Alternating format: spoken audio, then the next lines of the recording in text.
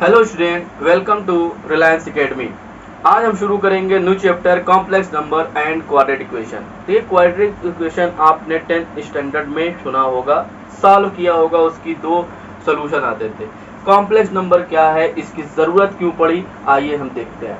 जैसे हम लोग 10th स्टैंडर्ड में ax square plus b x plus c type का एक इक्वेशन होता था, ठीक है। तो इसके दो सोल्यूशन निकलते थे। तो पहली कंडीशन ये होती थी, अगर बी स्क्वायर प्लस 4ac, ठीक है, डिस्क्रिमिनेंट बोलते हैं जिसे, अगर ये वैल्यू ग्रेटर देन 0 आ जाती थी तो कहते थे इसका जो रूट होगा, जिसका सोल्यूशन जो होगा वो रियल होगा एंड डिस्टिंक्ट होगा, ठीक है। अच्छा, फिर हम लोग क्या करते थे, अगर बी स्क्वायर या डी इक्वल टू होता था बी स्क्वायर माइनस 4ac की वैल्यू अगर 0 के बराबर हो जाती थी तो कहते थे कि रियल होता था और इक्वल रूट होते थे, ठीक है। फिर तीसरी कंडीशन होती थी बी स्क्वायर माइनस 4ac अगर लेस देन 0 है तो हम लोग कहते थे नो रियल रूट। क्या कहते थे? नो रियल रूट, ठीक। तो ये दो जो कंडीशन होती थी, इसमें हम रूट निकालते ही थे।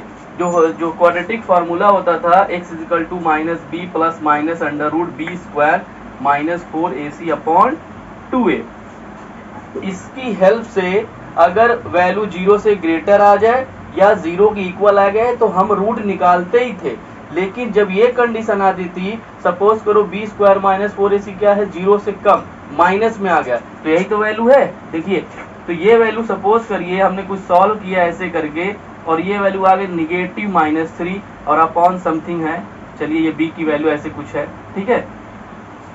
तो जब ये निगेटिव वैल्यू आई थी तो हम लोग छोड़ देते थे। क्यों? सॉल्व करना नहीं सीखे हैं, क्योंकि हमने square root of positive number देखा है लेकिन square root of negative number हमने नहीं सीखा था। इस वजह से हमें प्रॉब्लम हो जाती थी और इसको हम सॉल्व नहीं कर सकते थे, ठीक है। अगर ये वैल्यू 0 के बराबर है तो ये सेकंड कंडीशन में है तो हम इसका रूट निकाल लेते थे। अगर ये वैल्यू पॉजिटिव है तो भी हम सॉल्व कर लेते थे। लेकिन जैसे ही निगेटिव आता था तो हमने सीखा ही नहीं था 10th स्टैंडर्ड तक कि अगर किसी भी निगेटिव नंबर का स्क्वायर रूट लें तो क्या होगा।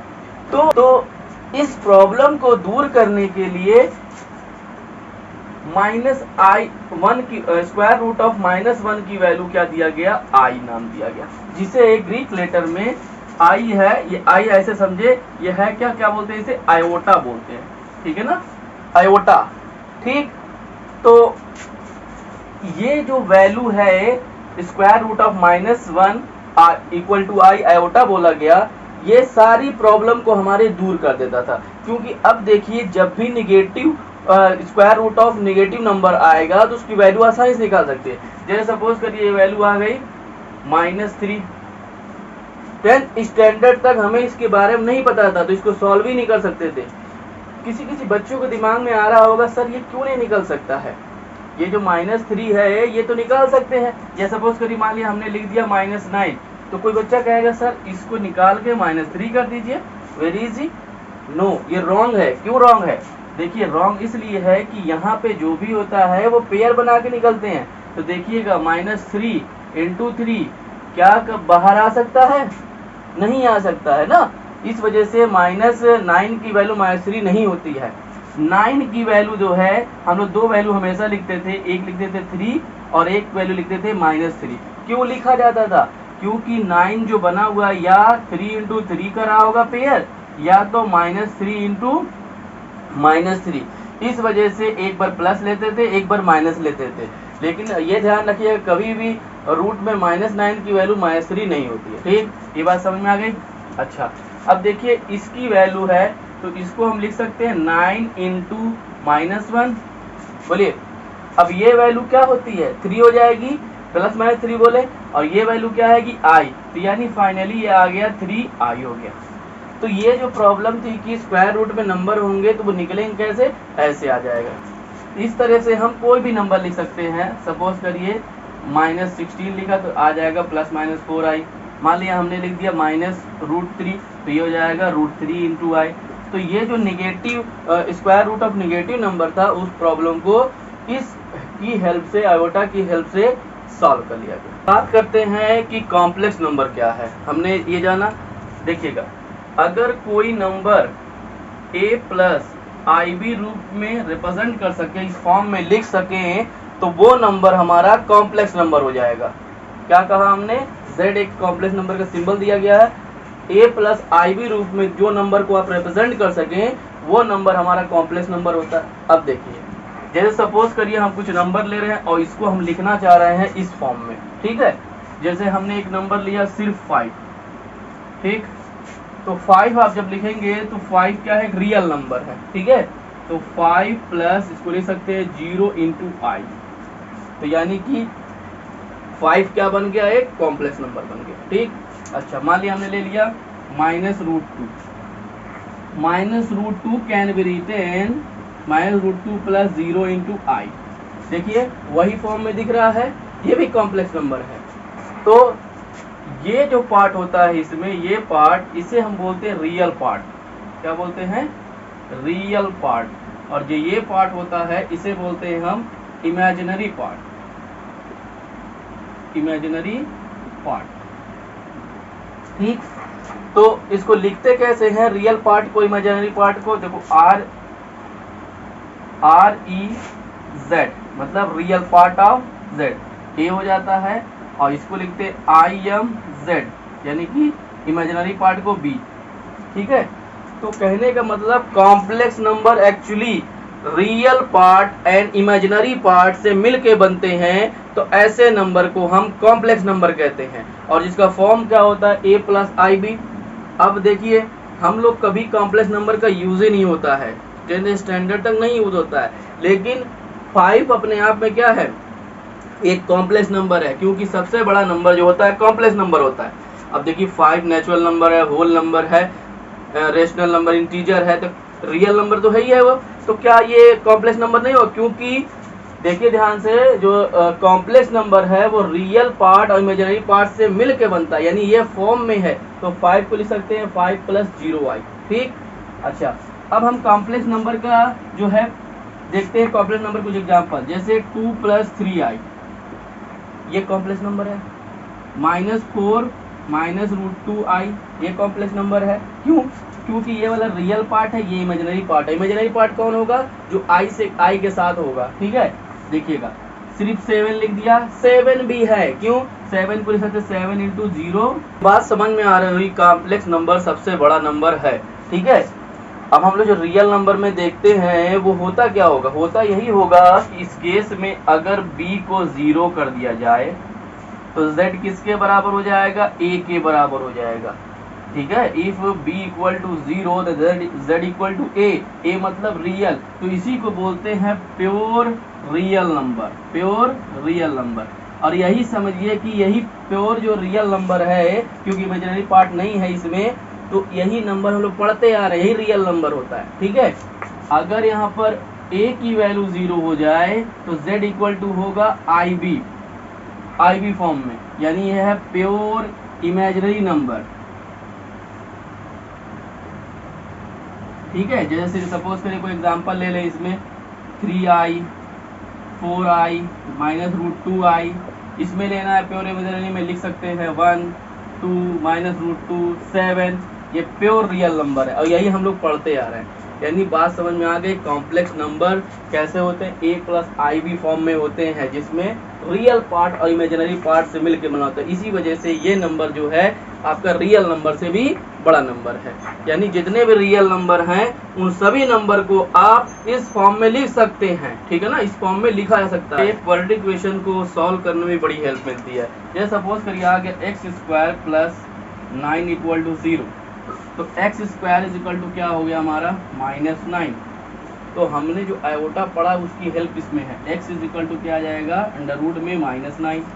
अगर हम लोग 10th स्टैंडर्ड तक देखें तो इसके बारे में कोई नॉलेज नहीं है, लेकिन अब जो है हम कर सकते हैं। इसकी वैल्यू क्या आ जाएगी, +-3i हो जाएगी, ठीक है ना। अब देखते हैं, दो कॉम्प्लेक्स नंबर इक्वल है तो क्या कंडीशन होगी, वो इक्वल बोला जाएगा।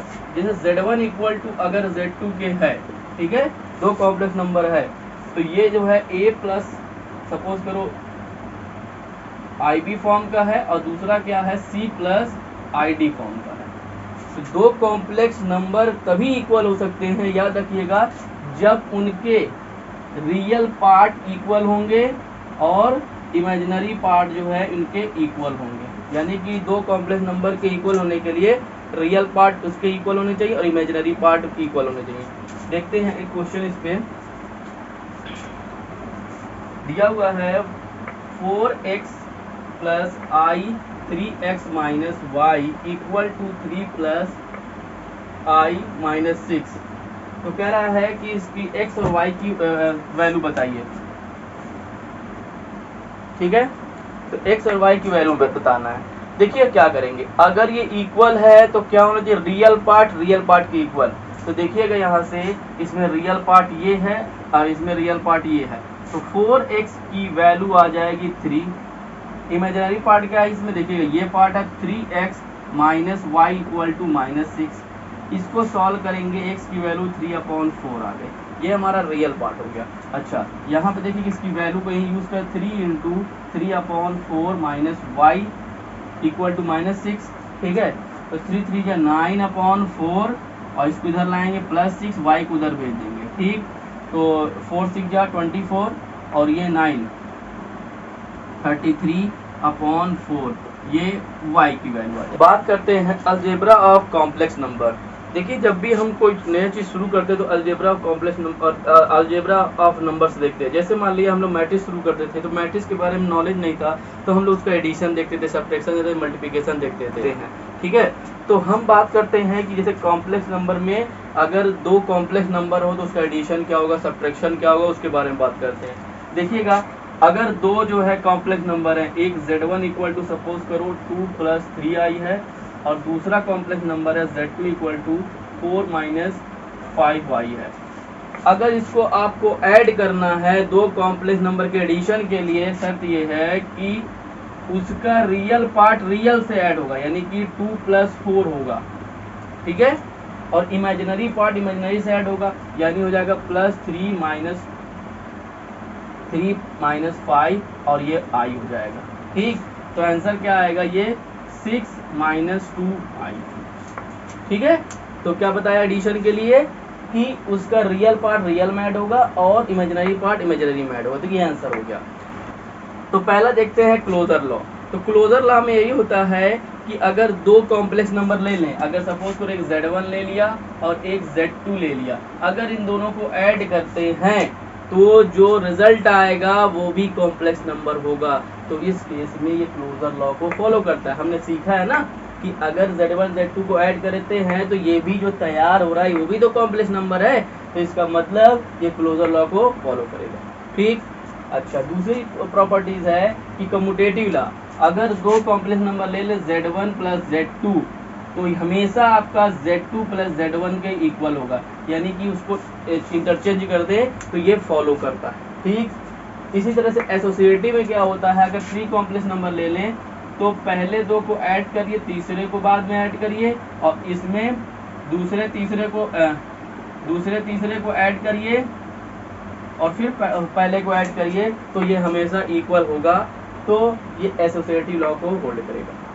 एग्जिस्टेंस ऑफ एडिटिव एंटी क्या होता है, देखिए एडिटिव एंटी वो नंबर्स होते थे, एंटी का मतलब होता है, एडिटिव एंटी का मतलब कि उसकी वैल्यू को चेंज ना होने पाए। जैसे 3 है, 3 में हम कौन सा ऐसा नंबर ऐड करें कि वो अपनी एंटी ना खोए, यानी जैसा है वैसा ही बना रहे, तो आप कहेंगे सर 0।